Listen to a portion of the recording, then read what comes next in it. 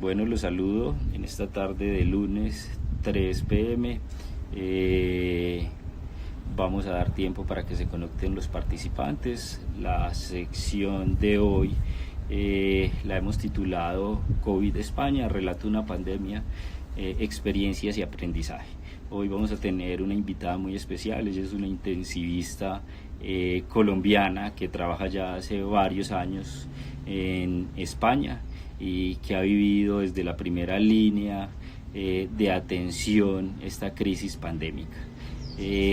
Así que tiene muchos datos que aportarnos en cuanto a la primera fase de esta pandemia allí, los manejos que han tenido, las dificultades obviamente que se les ha presentado. Nos va a comentar cómo fue la preparación para esta crisis pandémica y al final pues con aprendizaje, qué llevan ellos al momento de aprendido, qué han aplicado, qué han visto que les ha funcionado. Entonces definitivamente nosotros consideramos esta charla que es vital para el momento en que nos encontramos, que es un momento de preparación. Entonces vamos a ver si nuestra participante está aquí. Sí, ya la tenemos aquí, la vamos a enlazar de like y terminar cumplidamente y puntualmente. Vamos a creer que en 30 minutos vamos a resolver nuestro tema. Bueno, aquí está la doctora Laura. Ella es una médica egresada de la Universidad Libre Seccional Cali. Es médica intensivista y actualmente se desempeña. Bueno, doctora, ¿dónde trabaja? Cuéntenos. Bueno, hola, hola. ¿Qué tal, Oscar? Buenas tardes a todos. Bueno, nada, soy médico de la Universidad Libre de Cali, soy colombiana y bueno, ya llevo un tiempo aquí en España en donde he tenido la oportunidad de hacer la especialización de medicina intensiva. Y bueno, actualmente trabajo en el Hospital Virgen de la Concha, que está en Zamora. Eso es en la comunidad de Castilla y León, un poquito al norte de Madrid, que es un poco lo más conocido.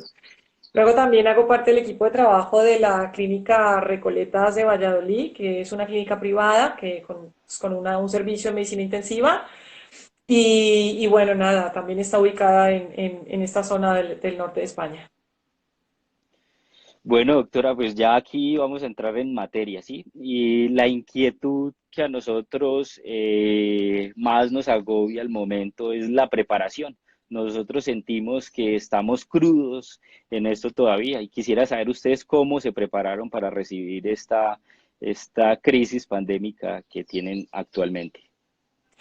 Bueno, la verdad que, a ver, la experiencia general es de que el desconocimiento que tenemos acerca de lo que realmente es una pandemia. En el siglo XX, o sea, nosotros, digamos que nuestra generación y a lo mejor un poco más allá, no hemos tenido ninguna pandemia como tal, excepto las epidemias de SARS y de MERS que se presentaron, que fueran epidemias por la distribución regional, no ha habido ningún otro episodio así. Entonces, cuando empezamos a conocer un poco la situación de China, las ideas que tienes es, bueno, esto está ocurriendo allí, se va a quedar allí, no te va a llegar, no te va a tocar. Y es verdad que al principio esa confianza en que esta situación era algo aislado, pues digamos que nos ha tomado un poco por sorpresa absolutamente a todos, tanto al gobierno desde el punto de vista nacional como a nosotros personalmente como médicos, porque a pesar de ver en las noticias todos los días lo que estaba ocurriendo en China, te quedabas en tu idea de, wow, esto no nos va a tocar. Pero bueno, finalmente llegó y es verdad que ya desde unos días antes, todos saben que Europa tiene un movimiento de gente a través de todos los medios de transporte aéreos, terrestres, brutal, así que cuando empezaron a llegar los primeros casos, que curiosamente se presentaron en las islas de España, claro, ya nos empezamos como a enfrentar con esa realidad. Aún así seguíamos muy escépticos y pensando que iba a ser cuestión de uno, de dos, de tres, y que el manejo iba a ser muy aislado y en hospitales centrales, como lo que ocurrió con el ébola. El ébola cuando ocurrió en África, luego vinieron unos casos a España que se exportaron, pero llegaron específicamente a un hospital en Madrid, allí se manejaron, allí se llevó todo y bueno, el resto de la gente que estábamos aquí no nos tocó, por decirlo así. Y pensamos que iba a ser esto igual, ¿no? Aún así es verdad que el gobierno, desde una etapa relativamente temprana, empezó a informarnos y empezó a enviarnos información acerca de lo que era el COVID-19 y un poco la exigencia desde el primer momento fue empezar a pensar en planes de contingencia, porque se veía venir que la demanda en atención de salud iba a ser muy alta y sobre todo los pacientes que iban a estar muy graves iban a requerir, muchos de ellos, unidades de ventilación mecánica. Entonces empezamos a desarrollar planes de contingencia. Esto fue muy importante. Nos empezamos a reunir y a pensar, bueno, lo primero es saber con qué contamos, ¿no? Tenemos que saber cuántas unidades cuántas camas de UCI disponemos, cuántos ventiladores tenemos, ¿sí? Y cuántos tenemos que sirven, cuántos que no sirven, y si necesitamos más, ¿de dónde los vamos a sacar? Entonces empezamos a hablar con el resto de servicios del hospital, en este caso anestesiología, que es el servicio en donde más ventiladores también hay, para saber ellos con qué recurso contaban, con cuántas camas, y luego tuvimos que empezar a darnos cuenta de cuál era el espacio del que disponíamos y hacia dónde podíamos crecer. Y así empezar a planear ese plan de contingencia fueron como las primeras cosas en las que nos sentamos nosotros. Bueno, pues nosotros también hemos como estructurado eso, saber qué recurso tenemos y qué nos falta. Pero le cuento pues que estamos viendo la misma situación que ustedes vivieron, como el escepticismo. Yo le confieso que en estos momentos hemos vivido como una tensa calma. Las unidades, muchas unidades de cuidado intensivo están desocupadas y nosotros al momento seguimos siendo escépticos. ¿Será que sí va a llegar esto con la magnitud que llegó a Italia, que llegó a España, que ahorita está en Estados Unidos? Seguimos pensando que las medidas de confinamiento han sido estrategias válidas, ¿cierto? Y que han logrado su impacto y decimos, no, esto definitivamente no se va a disparar, pero definitivamente es como el punto cuando uno habla con compañeros italianos de Estados Unidos del mundo, esa falsa esperanza de que definitivamente no va a llegar, es lo que a uno lo llena a uno de incertidumbre en estos momentos. Le cuento pues y le confieso que la angustia más grande indudablemente la vimos los intensivistas y muchos compañeros intensivistas publican, dicen, hacen, ponen memes, inclusive cuando la gente pone memes uno se disgusta porque realmente es algo grave que se viene, ¿sí? Y lo hemos minimizado. Entonces, definitivamente la fase de preparación, digamos que se ha cumplido, digamos que ahí vamos en el proceso, pero sí tenemos mucha angustia por el sistema de salud que tenemos, ¿cierto? Es un sistema híbrido entre lo público y lo privado, donde lo privado es mucho más grande que lo público. Y la gran inquietud que tenemos nosotros es hacia nuestra bioseguridad, ¿sí? Porque pues el privado no le interesa invertir en estrategias de bioseguridad, el gobierno sí, pero el privado no, entonces no sabemos qué va a pasar. Bueno, no la angustio con las preguntas mías, aprovechémosla usted que el tiempo es cortico. No, Bueno, a ver, no, con respecto a lo que dices, eso es muy importante, pero bueno, yo les voy a decir, mire, el primer plan de contingencia que nosotros hicimos, y por eso te digo que ya quítense de la cabeza el escepticismo de que esto les va a tocar, porque de diferente magnitud, o sea, o en menor o en mayor medida, les va a tocar. Y para cualquiera de los dos escenarios es mejor estar bien preparado. Porque el nivel de estrés y el nivel de angustia que se pasa cuando arrancamos con esto es brutal. Mire, yo les cuento, nosotros en nuestra unidad, nosotros tenemos una unidad de 11 camas y trabajamos, somos de plantilla, somos 6 7 intensivistas. En el momento cuando antes, previamente al inicio de esto, estábamos 5 intensivistas activos y 2 intensivistas estaban con reducciones de jornada y otro tipo de jornada laboral. Nuestro primer plan de contingencia, nosotros tenemos una UCI de 11 camas con 4 o 5 boxes aislados, con puerta completamente aislados, y luego los otros son boxes abiertos. sí, Entonces, en nuestra imaginación de que nos iba a tocar algún caso en algún momento, lo único que hicimos fue preparamos un box. Dijimos, bueno, el box uno, el más grande, el de doble esclusa, el mejor ventilado, pues ese es el box del que disponemos para el paciente COVID. Nosotros pensando que nos iba a llevar un paciente, uno, o sea, preparamos un box. Es verdad que luego, con respecto al equipo de bioseguridad, que eso es muy importante, medicina preventiva del hospital hizo un trabajo bastante bueno porque en cuanto el ministerio empezó a publicar toda la situación que se venía y la necesidad de los equipos de protección individual, Estos acudieron a la unidad con todo el equipo y nos dieron una charla y esto es muy importante hacerlo y recibirlo o pedirlo a quien lo tengamos que pedir sobre el equipo de bioseguridad y sobre cómo ponerlo y cómo quitarlo. Eso la verdad que da mucho descanso porque de repente a ti te coge esto y que te tienes que poner una FP3, que sería una N95 para una intubación. Pero si no haces nada, te puedes poner una FP2. Pero si no, te puedes poner encima una mascarilla quirúrgica. Todo eso tiene que quedar claro desde un inicio, porque si no vas a cometer errores. Y luego además, si tú no tienes esta preparación previa, vas a tener miedo. Y el miedo lleva al error y a autolesionarse uno mismo. Entonces esto, la verdad que hay que intentar hacerlo. Hay que saber de qué equipos de protección se tienen, se dispone, ¿sí? Y si no se dispone, tenéis que empezar a pensar qué van a hacer, qué equipo de protección van a conseguir artesanal. Y ojo con esto, que puede sonar un poco absurdo, pero aunque aquí el gobierno, y estos son países en donde hay mucho dinero, han hecho unos esfuerzos muy importantes por garantizar los equipos de protección individual para todo el personal, han habido momentos en donde no ha habido. Y no es porque a lo mejor no te lo quieran dar, es que ha habido desabastecimiento nacional y mundial de los equipos de protección. Entonces, eso es muy importante. Eso es muy importante porque si eso no, si hay desabastecimiento, si no hay recursos, pueden haber recursos artesanales. Y eso lo digo porque la empresa privada aquí, mucha gente particular se ha volcado con el personal sanitario y nos han diseñado mandiles en material de lona que se puede lavar luego con lejía, que se puede desinfectar, eso es muy importante. Ha habido gente que trabaja con los procesadores de cárnicas, empresas, que luego nos han regalado los buzos para poder utilizar. Entonces, es verdad que afortunadamente en mi hospital nosotros hemos tenido una rotación del material de equipo de protección individual, pero no ha llegado a faltar.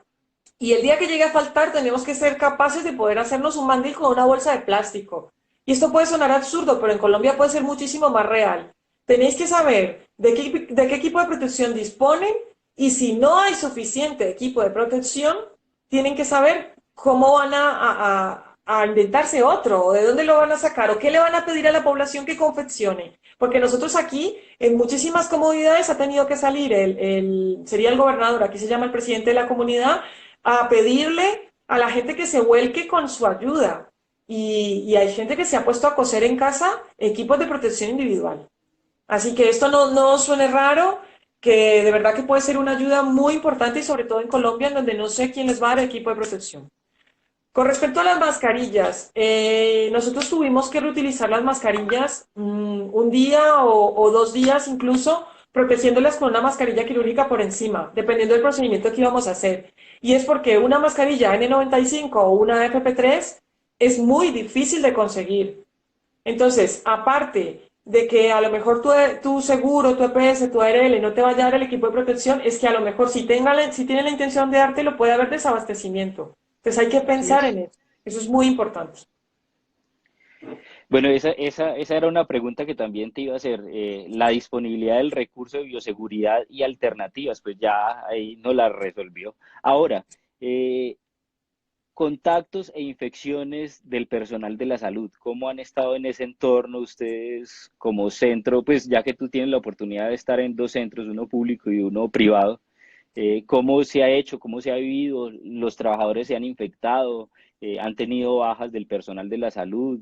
Cuéntanos esa experiencia. Sí, a ver, un 14% de tasa de infecciones del personal sanitario es alto, es alto. Y es un poco lo que les mencionaba antes, aunque el gobierno y en general los hospitales, muchas personas han hecho un esfuerzo grande por garantizar los equipos de protección, ellos personalmente han reconocido que se ha flaqueado en muchos sitios en donde la demanda ha sido muy alta, como Madrid, ¿no? Y claro, eso te expone al riesgo, ¿no? Yo afortunadamente en mi servicio, ya te digo, de 5 y 7 intensivistas que nos activamos desde que ingresamos el primer paciente, hasta el momento no hemos tenido ninguna baja de médico, ninguna baja de enfermera y probablemente esto es porque también tiene que ver mucho con la situación de cómo se va a hacer el diagnóstico. Cuando empezaron a llegar los primeros casos a España, La prueba se hacía para la gente que era contacto de un paciente positivo y allí cayeron muchísimos médicos que fueron positivos, aún siendo asintomáticos, quienes se tuvieron que ir a casa para hacer su cuarentena. Esto fue al principio. Luego es verdad que cuando todo esto creció, las pruebas se han disminuido y el personal médico nos hemos quedado un poco limitados a realizarnos una prueba si nos enfermamos, ¿no? Entonces, si yo no estoy enferma, yo ahora mismo no puedo ir a pedir una prueba de COVID, ¿sabes? Porque no hay sentido, o sea, no me van a mandar a casa. Ahora mismo faltan médicos, faltan enfermeras, faltan manos. Entonces, yo creo que al final la tasa de contagiados de personal sanitario no es real. Del 14 puede ser muchísimo más alta, ¿ya? Ahora bien, de todo esto, ¿cuántos pueden ser asintomáticos o cuántos pueden haber llegado a situación de gravedad? Pues ahora mismo tampoco hay datos fiables. Pero bueno, lo que tenéis que saber es que es evidente que con esto se corre un riesgo. ¿No? Somos el personal sanitario que va a estar en primera línea con la carga viral más alta, porque tenemos que tener en cuenta que cuando un paciente se empeora y termina en una unidad de cuidado intensivo, es probablemente porque tiene una carga viral mayor, que es la que está lesionando su sistema, y es a lo que nosotros nos vamos a exponer. Entonces, eso es muy importante para que tengamos en cuenta las medidas de protección para nosotros y para nuestros familiares. Eso también lo tienen que pensar muy bien los que van a trabajar. Ok, bueno, ¿cuántos días llevan ustedes de pandemia, de crisis, desde que tuvieron el primer caso que activaron el sistema? ¿Cuántos días y cómo es un día en la unidad de cuidado intensivo COVID? Mira, lo que pasa es que es verdad que nosotros aquí en marzo ya habían llegado los primeros casos a España, pero como dije antes, llegaron a las islas. Entonces en las islas empezó a hacer, se hicieron unos aislamientos, se hicieron unas cuarentenas y luego de allí llegaron otros casos que empezaron en Madrid. Luego en Madrid hubo como una explosión a principios de marzo o así, hasta que se dictó el confinamiento, que fue sobre el 23 más o menos de marzo. Pero mira, yo hoy estuve verificando, nosotros en mi unidad tuvimos el primer paciente, lo tuvimos el día 11 de marzo y el día 13 de marzo tuvimos los siguientes dos pacientes. O sea que más o menos desde esa época empezamos. A ver, la primera semana fue horrible porque habíamos hecho un plan de contingencia con respecto a las medidas de aislamiento, el espacio y todo eso, pero es verdad que cuando ya tienes el paciente allí, luego viene la parte de ¿y ahora qué hacemos con este? ¿Y cómo se trata este? ¿Y qué es lo que hay que ponerle? ¿Y qué hay que hacerle? Y aunque habíamos estado leyendo cosas al respecto, tú tienes que saber de cuáles son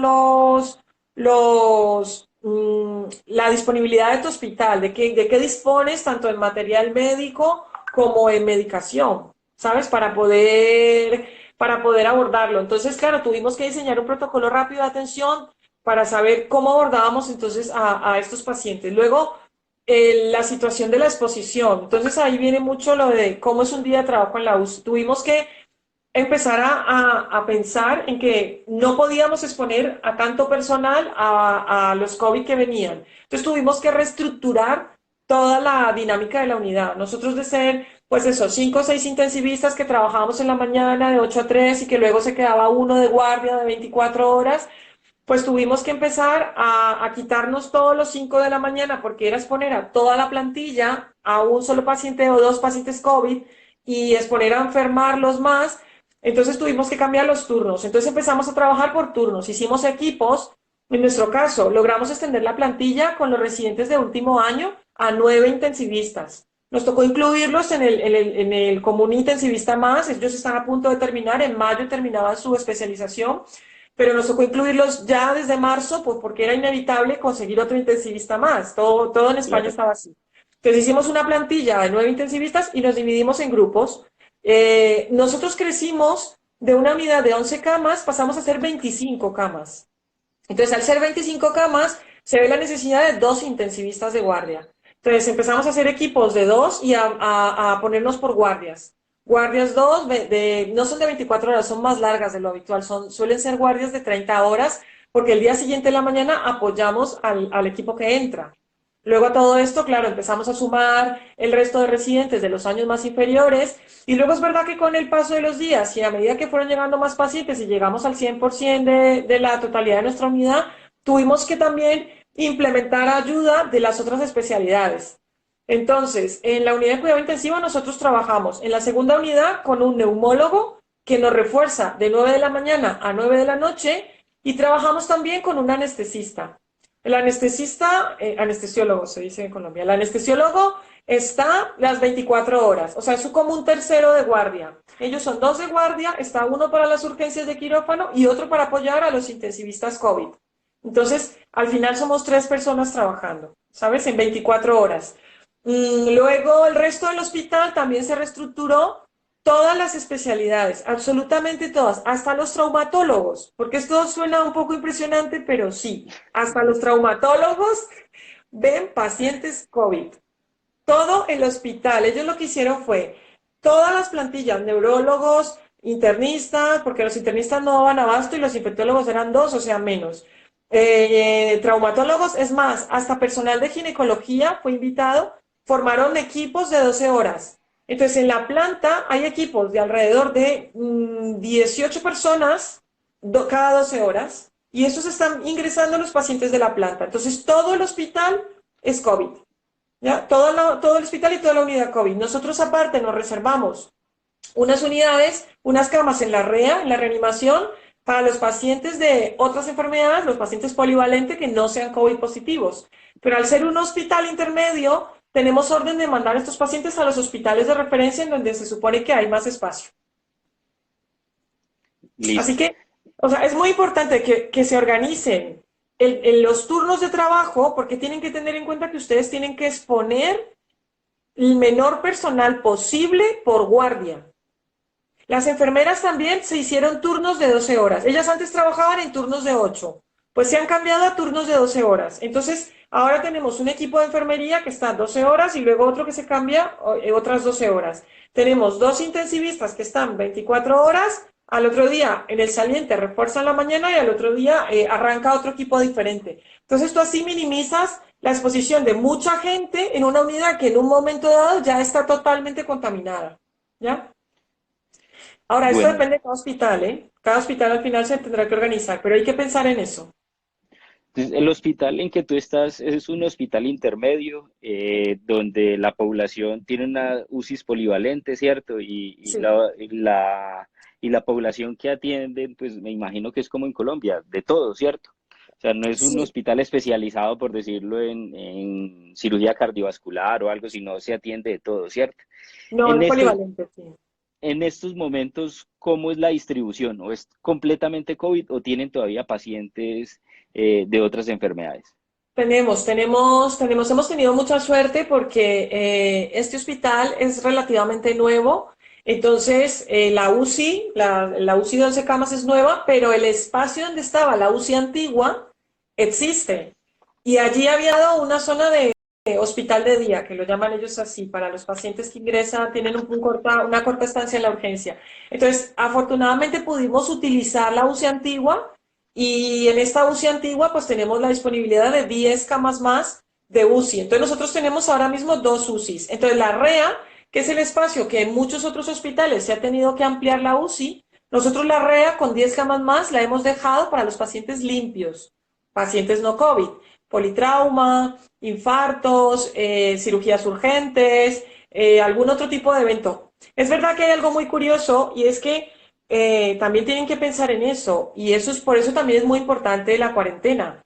La cuarentena hace que el resto de enfermedades disminuyan. O sea, en el momento en el que la gente no sale de casa, en el que la gente no sale de casa, disminuyen los politraumas, disminuyen los accidentes de tráfico, el que solo nos quedan un poco los infartos, que es lo que hemos tenido. O sea, desde que nosotros tenemos pacientes COVID y empezó la cuarentena, hemos tenido un politrauma de un señor que caminando por la acera, un señor mayor, se cayó y se fracturó las costillas. Hemos tenido infartos y una patología que ahora estamos viendo que se está viniendo a venir y es importante y también está asociada con la cuarentena, es los tromboembolismos pulmonares. Porque claro, es que la gente que ha perdido toda la actividad y ahora está en casa, está empezando a hacer tromboembolismo pulmonares y nos han llegado algunos de alto riesgo. Estos pacientes se les practica la PCR y si es negativa, pasan a la REA. Entonces en la REA hemos adaptado la unidad polivalente. Es impresionante, pero en todo este tiempo nosotros hemos tenido muy pocos pacientes de polivalente, muy pocos. De hecho, la actividad de quirófano es una actividad casi nula. No sé, a la gente no le da apendicitis, a la gente es una incidencia bajísima de otro tipo de enfermedades. Pero sí hemos dejado determinado un espacio, en nuestro caso de 10 camas, para esas personas y hemos tenido una ocupación del 30-40% máximo. Bueno, tocas un tema muy, muy interesante, que es la PCR, que entonces el paciente llega con disnea, dímero de positivo, y uno no sabe si es COVID o no es COVID, entonces le toma la PCR. ¿En cuántos días están teniendo ustedes el resultado de la PCR? Bueno, nosotros al principio la PCR se hacía en los hospitales centrales aquí, o sea, se hacía en Madrid, luego se distribuyó por comunidades y luego llegamos al punto en que ya lo tenemos en nuestro hospital. Tenemos variabilidad con los reactivos, entonces tenemos un día de suerte, tenemos la PCR, pues lo que tarda, 3, 4 horas, tenemos ese resultado. Sí, sí, sí, aquí cuando hay reactivo es así. Y cuando no hay reactivo, porque se tiene que sacar a Valladolid o a Salamanca, que son ciudades que están, pues una está a 60 kilómetros, la otra está a 100 kilómetros, tardan una hora, pues hay un transporte que lleva las pruebas de la mañana en la tarde y esas se suelen informar el mismo día, pero las que se recogen en la tarde, que salen al final de la tarde, se informan al día siguiente. Bueno, nosotros tenemos en estos momentos en Colombia algo de dificultades Gracias. en eso que nos va a complicar mucho esta crisis, que es el reporte de las muestras. Nosotros lo que estamos viendo, y yo he hecho como el censo preguntando a través de redes sociales más o menos que cuántos días demora la muestra. En los mejores de los casos, 5 días, una semana, 10 días. Ese es el promedio en que tenemos reporte de PCR.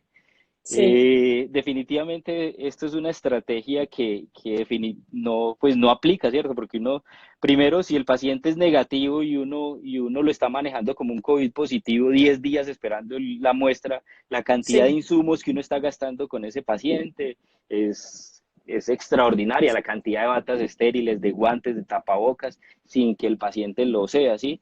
Y en el sí, otro extremo son los pacientes que definitivamente son positivos y uno baja la guardia creyendo por cualquier cosa, porque la radiografía no está tan fea, porque el paciente evolucionó hacia la mejoría rápidamente, uno baja la guardia pues lo puede manejar, caer en la tentación de manejarlo como un no COVID, siendo COVID y favorecer la propagación de esta enfermedad. Definitivamente es la crítica que nosotros le estamos haciendo en estos momentos al sistema actual, ¿sí? Y que no solo es de nosotros, que ya el Contralor, la Superintendencia, bueno, ya muchos entes reguladores están como diciéndole al Instituto Nacional de Salud, oiga, ¿qué pasa? ¿Qué pasa? ¿Qué necesitan? Oiga, esto hay que cambiarlo, porque definitivamente no es una estrategia buena para esta crisis pandémica que vivimos. Bueno, aquí me están haciendo una pregunta, que si a los sí. estudiantes de medicina del último año, donde aquí en Colombia los llamamos internos, los están reclutando para trabajar en los hospitales COVID. No sé qué has escuchado, qué has visto, es que tenemos Sí, mucha de nuestra audiencia son estudiantes, entonces están confundidos. sí, sí, sí, aquí se ha hecho un llamamiento a la gente que está, bueno, que ha terminado medicina. Aquí en España ya saben que el sistema, cuando terminas medicina general, automáticamente tienes que examinarte para hacer una especialización. O sea, no sucede como en Colombia, que sales a hacer el año rural y luego te buscas la vida y luego si puedes te especialistas. Aquí es prácticamente obligatorio y son muy pocos los médicos generales que trabajan. Aún así, en esta situación de pandemia, el gobierno ha hecho un llamamiento para estos estudiantes y muchos de ellos se les ha podido contratar en servicios de urgencias, no en servicios especializados, pero sí muchos en atención primaria, en servicios de urgencias, centros de salud, para reforzar. También es verdad que muchos se han prestado voluntarios y los estudiantes de último año de medicina para los hospitales de campaña. Como no sé si escucharon la construcción del IFEMA, del Centro de Convenciones en Sí. Madrid, que es uno de los hospitales más grandes, bueno, pues allí ha habido un llamamiento de muchos voluntarios estudiantes de medicina, pero es verdad que para los estudiantes de últimos años ha sido voluntario, Pues porque al final esto es una exposición y tienes que tener un seguro que te cubra luego si te pones malo.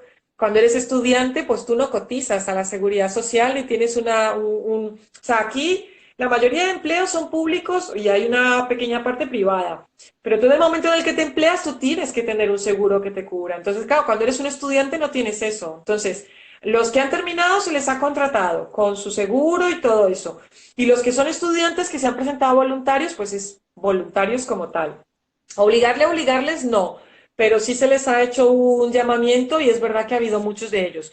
Aquí ha habido algo también importante, que también es una medida que han criticado bastante, y es que los estudiantes de especialización de último año, que terminaban en mayo, el gobierno les ha prolongado la especialización.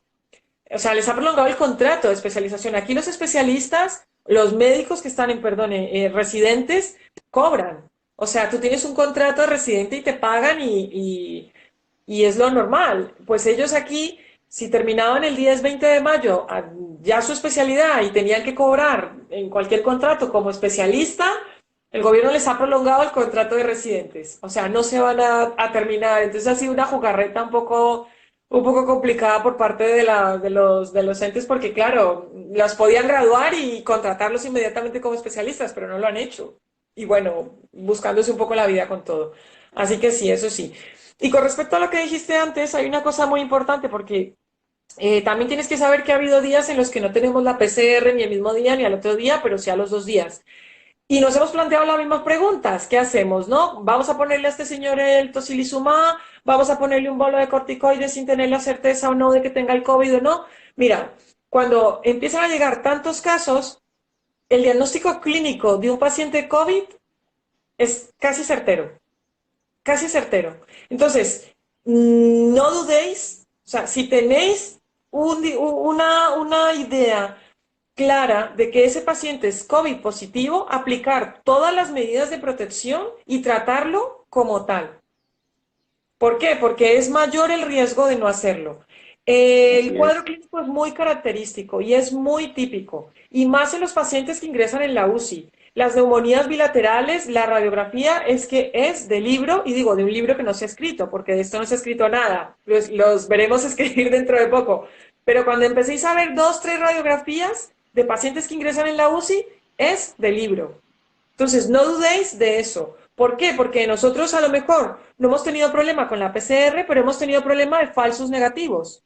Resulta que la PCR se toma en frotis nasal y dependiendo del día en el que el paciente se encuentra, ese resultado del frotis nasal puede ser negativo y es un paciente altamente sospechoso. Entonces se tiene que hacer un lavado nasofaríngeo o en el caso nuestro, cuando ya está intubado, hay que hacer un lavado broncoalveolar o un broncoaspirado directamente. Entonces, claro, ¿qué hacemos? ¿Tú lo dudas? Quién le mete el fibro a ese señor? ¿Cómo hacemos el lavado? Bueno, tenemos ahí unos No, dispositivos no, de, no. de mini lavado con sistema cerrado que nos han sido muy útiles, pero siempre ante la duda es mejor que lo tratéis como COVID y pensar que no penséis que estás gastando porque nunca, yo creo que al final nunca gastas en tu seguridad, ¿no? Así es.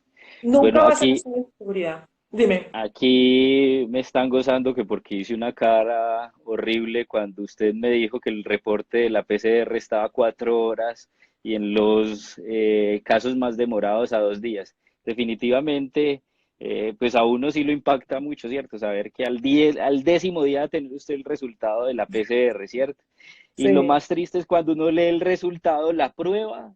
La procesaron el día anterior, o sea, si a usted le van a hacer el reporte, mandamos la prueba hace 10 días y me llegó hoy el resultado. Resulta que la prueba la procesaron el día de ayer, o sea, esa prueba estuvo guardada por 8 días, no sabemos bajo qué condiciones, ¿cierto? En lo cual se pudo inactivar el virus, se pudo destruir, se pudo, no sé, cualquier cosa, no sé, el valor real de procesar una muestra después de 8 días de almacenaje, que no sabemos también cómo se está almacenando eso, ¿cierto?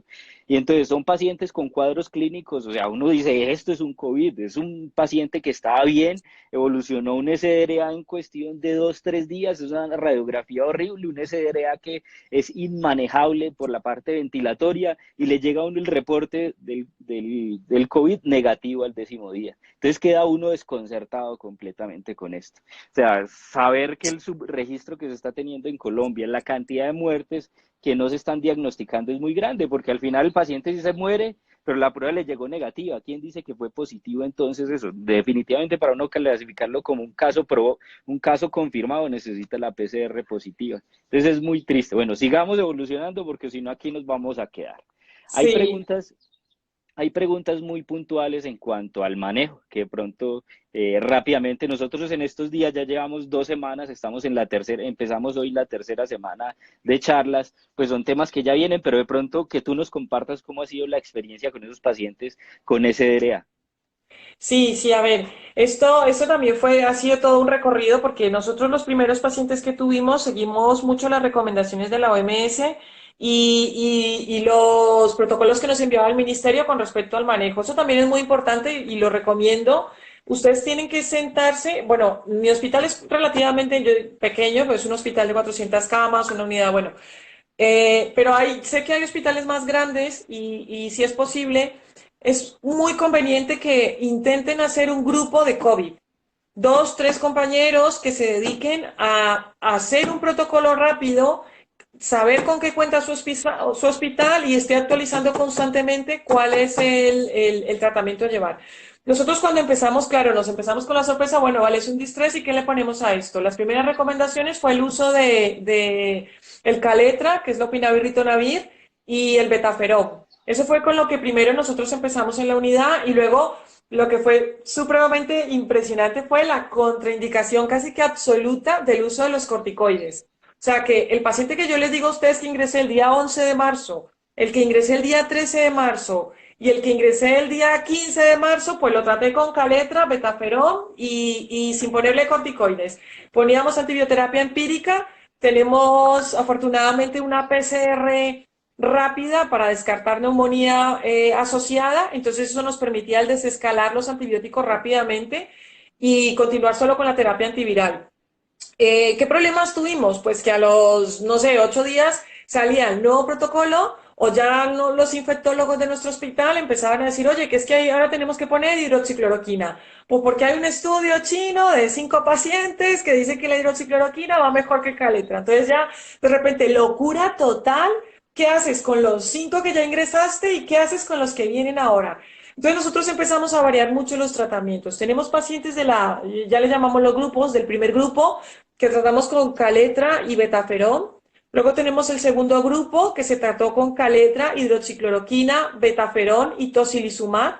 Y luego hemos llegado al tercer grupo, en donde ya no tratamos con Caletra, tratamos con hidroxicloroquina, quitamos el betaferón, adicionamos la acitromicina y empezamos con los corticoides. Entonces, claro, yo tengo pacientes viejos, los primeros pacientes, y les puedo decir que en este poco tiempo que llevamos, nosotros creemos que el protocolo que mejor resultado nos está dando es el último y es el de la hidroxicloroquina, citromicina, corticoide, sin ninguna base científica. Esto lo estoy soltando aquí basada en mi experiencia personal de la última semana. Luego no vayan a decir que, por favor, Miguel, aquí esto, cuidado que esos comentarios esto es, han sido peligrosos esto es nivel de evidencia menos Laura Beltrán, o sea, ¿qué ha pasado? A ver, también es verdad que hemos tenido muchos cambios con respecto al manejo general del paciente. No solamente se trata de los fármacos, sino también de la ventilación. Al principio te hablan de un distrés, luego resulta que empiezas a manejar un paciente con un tipo de ventilación protectora, con unas PIs muy altas, en quienes las maniobras de reclutamiento son excelentes, vienen muy bien. Pero luego es verdad que cuando intentas un destete, estos pacientes desarrollan una teletrauma importante por los cambios en la variación de los niveles de PIC. Y entonces, claro, los primeros pacientes en los que nos fue bien, nos animamos, nos vinimos arriba y dijimos, no, este ya lo vamos a estubar. Luego el paciente se puso malísimo y entonces hemos tenido mucha variabilidad y hemos ido aprendiendo sobre la marcha. Y esto es algo que les va a pasar. Entonces, es verdad que ustedes se pueden llenar de la información de los grupos, de lo que la gente está comentando, pero en este momento ninguno somos expertos, o sea, ninguno, ni los chinos, ni los italianos, ni los españoles, ni ninguno. Estamos todos un poco aprendiendo sobre la marcha, es verdad que nos han llegado cosas de China que nos han abierto un poco más la luz y ahora hay muchas líneas de investigación con respecto a los inmunomoduladores, los corticoides, la asociación de la citromicina, el sarilumab, el famosísimo Remdesivir, que lo hemos pedido y a nosotros no hemos tenido la suerte de tenerlo. Y no, no tenemos ninguna certeza con nada, pero son pacientes, no son fáciles, son difíciles. Y ya aprovecho y respondo a lo que me habías preguntado antes acerca del el tiempo de estancia de los pacientes en la UCI. Y le comentaba a Oscar que no, no podemos nosotros ahora mismo decir un promedio, aunque los promedios en las series que se han publicado hablan de 22 días.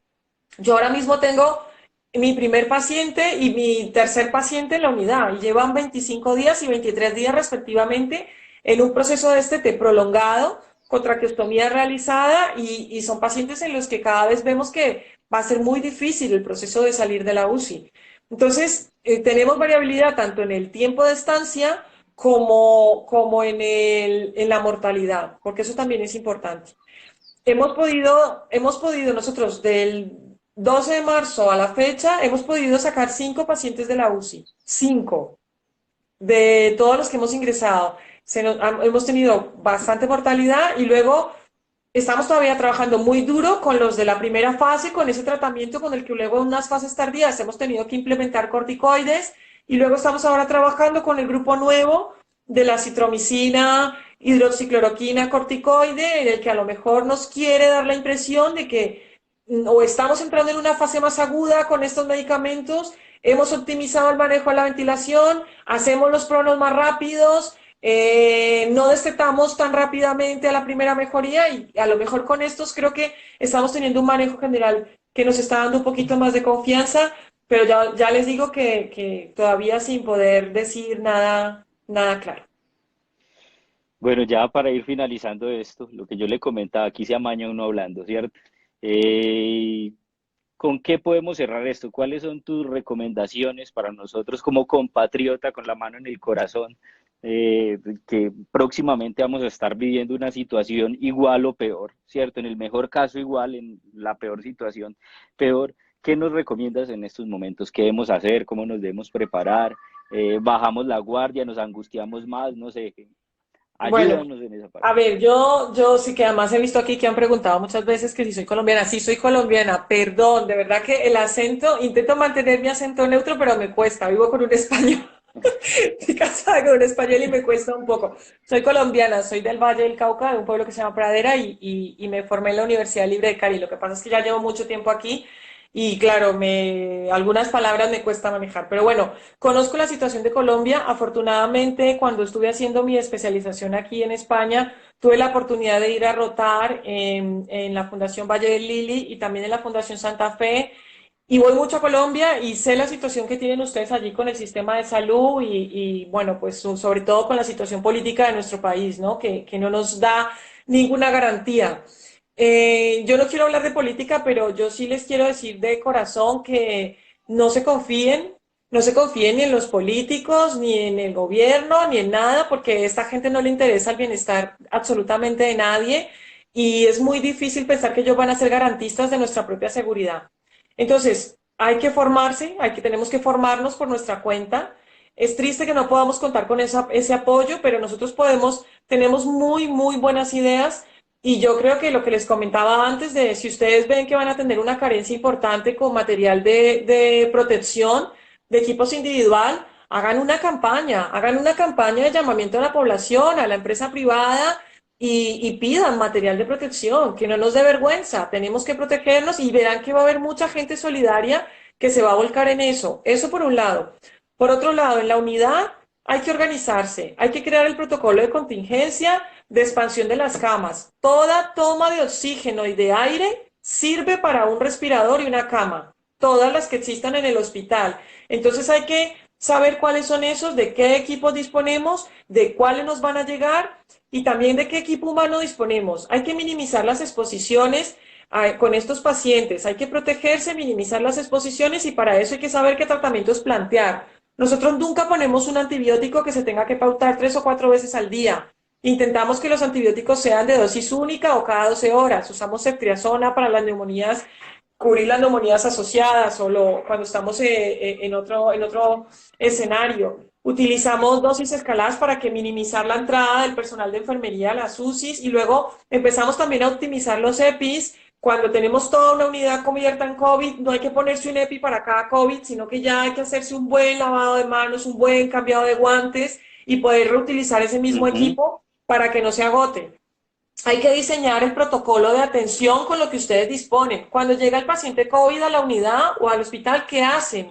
¿Qué pruebas se le practican a ese paciente? Nosotros tenemos un perfil analítico que se llama COVID-19-596, que incluye hemograma, coagulación, dímero D, ferritina, para no estar uno como un loco sabiendo qué pide y para que todos pidan lo mismo. Tenemos protocolizadas las analíticas que se toman diariamente. Tenemos protocolizada también los cultivos. A este ingresó y no se le hicieron cultivos. Este ingresó y sí se le hicieron. No, está todo protocolizado. Todo hay que dejarlo escrito. Y también hay que saber de qué medicación dispone en el hospital. Y hay que preparar al hospital para que se llenen de los medicamentos que van a ser más demandados, que en este caso actualmente están siendo la hidroxicloroquina, la citromicina, el urbazón, la acetilcisteína y los protectores gástricos. Así que todo eso tiene que estar escrito, todo el mundo tiene que poner lo mismo porque hay que trabajar en equipo. No puede ser que un día un intensivista ponga una cosa y al otro día venga otra y se la quite. Eso es fracaso en equipo. Entonces hay que dejar todo, De esta manera se va a actuar y ir mejorando en ese escenario. Esas son creo que las recomendaciones que les hago desde el punto de vista médico. Luego desde el punto de vista personal, me refiero de persona de la comunidad, esta medida de cuarentena es efectiva, sirve. Yo las 2 primeras semanas estuve desbordada en la unidad ingresando 3 y 4 pacientes por noche. En la última semana nos han disminuido los ingresos y las consultas de urgencias. El resto de la patología, diferente al COVID, disminuye con la cuarentena. Eso te deja a ti trabajar y organizar tu hospital. Eso es muy importante. De yo tener que preocuparme ahora por atender 25 COVID y tener que atender 10 pacientes heridos por arma de fuego, con accidente de tráfico, con neurocrítico, con todo esto, esto no va, es una sobrecarga de trabajo brutal. Entonces, hay que definir el área COVID y el área no COVID y preferiblemente definir los equipos de trabajo. Pero si hay una cuarentena efectiva, si la gente entiende que se tiene que quedar en casa, disminuir el riesgo de contagio, ustedes van a poder controlar la patología que ingresa en el hospital. Y eso va a servir mucho para el trabajo, ¿vale? Cuidarse mucho, protegerse mucho. Y compañeros, no tengamos miedo. No hay que tener miedo. Sí, estamos corriendo un riesgo, pero esto es lo que hemos estudiado, esto es lo que hacemos. No tengamos miedo porque el miedo lleva al error. Y lo más importante es ir y hacer las cosas como las tenemos que hacer.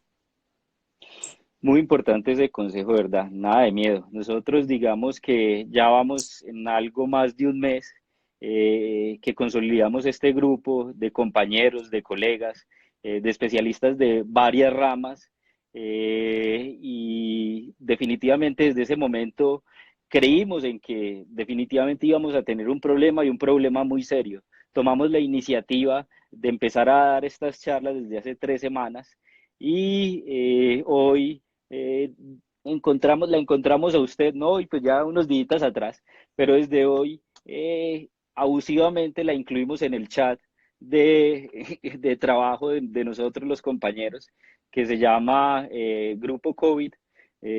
Así que ya tenemos nuestra experta en COVID. Pues nosotros inicialmente todos los que están en el chat, todos somos colombianos. La casuística es muy baja. Todos hemos tenido 2, 3 casitos en la unidad y son los que tenemos hace una semana o 2 semanas ahí rezagados, ¿sí? Pero definitivamente muy valiosos sus aportes, los que nos está dando el día de hoy y espero que siga ahí activa en el chat respondiendo todo lo que le decimos, las A preguntas ver, que hacemos. sí, bueno. Abusivamente le digo que la incluí, pero definitivamente su experiencia nos va a aportar bastante, no solo al grupo, sino a toda esta comunidad que ha crecido tanto. Le cuento pues que en una semana larguita, 2 semanas, esta cuenta que empezó de cero, con 0 seguidores, hoy tiene 10.600 seguidores. Entonces, definitivamente es un tema que muchas personas están pendientes. Nosotros lo estamos estudiando y lo que estamos es transmitiendo lo que vamos leyendo, no la experiencia, porque sería un mentiroso donde yo le dijera que soy experto en COVID, no, porque el paciente, he visto 2 pacientes nomás, ¿sí? Pero sí hemos sido muy juiciosos. que indudablemente vamos a estar haciendo y seguimos haciendo estas charlas. Todos los días descansamos pues los fines de semana porque pues también debemos sacar tiempo para la casa, pero el compromiso que tenemos es un compromiso total.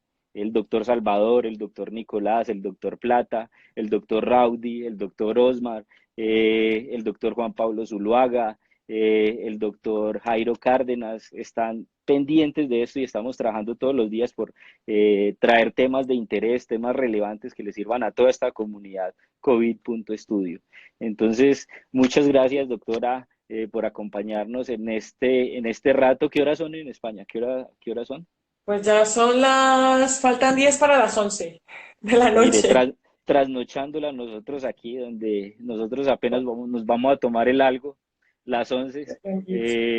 Muchísimas Nada. gracias, ¿verdad? De corazón. Esto es un aporte que usted hace grandísimo, ¿verdad? Porque el eco que están dando estas charlas es un eco grande y nos están escuchando desde todas las zonas del país, desde el Doncello, Caquetá, o sea, los sitios más recónditos que allá va a llegar el COVID, Sí. desde Putumayo, desde los sitios más aislados donde no saben absolutamente nada, donde muy probablemente si les llega un paciente y no tienen el conocimiento amplio de esto, van a cometer errores y ellos como personal de salud se van a infectar. Entonces lo que estamos haciendo es precisamente tratar de abordar todos estos temas de impacto para poder influir positivamente en nuestro grupo de médicos generales y especialistas de Colombia. Y hay mucha gente de otros países, Argentina, aquí hoy nos escribieron desde Ecuador, desde dónde más, a ver quién más que nos comente desde dónde nos está escuchando hoy. Aquí tenemos Sí, aquí, Apartado Antioquia, mire. sí, hay un montón de gente y la verdad que nada, estoy muy contenta de que esto pueda llegar. Creo que este trabajo es impresionante y es necesario, lo estáis haciendo bien, porque la información tiene que llegar a todos, o sea, no nos puede coger desprevenidos. Entonces, nada, contar conmigo para lo que haga falta. No me tengan en cuenta este acento españolete que me sale a ratos, por favor. Yo soy muy colombiana y lo llevo en mi corazón y lo que pueda compartir y lo que les pueda ayudar con mucho gusto. Hay aquí un montón de preguntas, es una pena que no tengamos más tiempo, pero bueno, que poco a poco seguro que más adelante participaré, intentaré participar y comentar desde la experiencia de lo que estamos haciendo aquí. Una última cosa, y es que por aquí vi que propusieron simulacro de trabajo en equipo. Si un simulacro, la gente que no ha tenido casos, eso es guay. Hagan un simulacro de llegada de un paciente COVID a la urgencia y que activan la UCI cómo lo van a atender. En los hospitales donde no ha llegado, hagan un simulacro y invéntense un EPI de papel y háganse un simulacro con el EPI de papel de cómo lo trasladan, cómo lo transportan, a dónde lo llevan, cómo lo van a hacer, qué pruebas le van a pedir y todo eso. De verdad que eso es súper efectivo porque allí se van a dar cuenta de las áreas flacas en donde van a tener que trabajar más. Así que bueno, felicidades por esta iniciativa que tienen ustedes como intensivistas y a toda la gente que no es especialista, pero que también sé que están allí a pie de cañón con todas estas cosas, pues nada, mucho ánimo, mucha fuerza y bueno, por mi parte, el apoyo del mundo y que el Señor nos bendiga. Amén. Bueno, muchas gracias. Quiero finalizar pues el live haciéndoles la invitación que siempre les hago. Si ustedes consideran que este contenido ha sido relevante, les aporta algo para su práctica médica, por favor, compártalo con dos o tres compañeros. Ustedes lo comparten en la parte inferior, hay una cometica. Ustedes se paran en esa cometica y seleccionan tres personas, no más. Con dos o tres personas que ustedes los hagan, que les puede impactar esto favorablemente, háganlo. El conocimiento es para compartir y hay más felicidad en dar que en recibir. Así que compartan esto y nos vemos pues en las otras sesiones. El tema de mañana va a ser un tema muy chévere, nos lo va a dar el doctor Nicolás Rojas. Es un tema que también hay que conocerlo en la actualidad porque es un manejo alternativo. Mañana vamos a ver ECMO, ¿sí? ECMO es oxigenación a través de membranas cuando ya nada, cuando no hay un ventilador que pueda mejorar este paciente con hipoxemia. Es un recurso que ustedes deben conocer, deben saber. Mañana vamos a tratar de dar esta charla también desde la parte más básica para que ustedes puedan entender qué es el ECMO. El doctor Nicolás es un experto en ECMO, él es de la Fundación Santa Fe en Bogotá, entonces nos va a aportar este valioso tema. Así que los invito pues a que mañana a las 9 p.m. se conecten en este live fue más temprano porque no íbamos a esperar hasta las 9 de la noche. Y aquí la doctora, las 9 de la noche en España, ¿qué Vaya, horas son? muy tarde, son las, no sé, 9, 10, 11, 12, como las 4 de la mañana aquí. No, No, bueno, bueno, si estoy de turno, a lo mejor me pilla ahí despierta, pero hoy que estoy en casa, mañana tengo que trabajar, tengo que intentar descansar porque las guardias son muy agotadoras, así que lo siento, yo cuando pueda de día y de normal que estoy de guardia me conecto un ratito. bueno, muchas gracias, doctora. Chao. Bueno, La saludamos desde adiós Colombia a y todo el todos, cariño y aprecio. gracias. Chao, chao. Gracias, chao. Chao.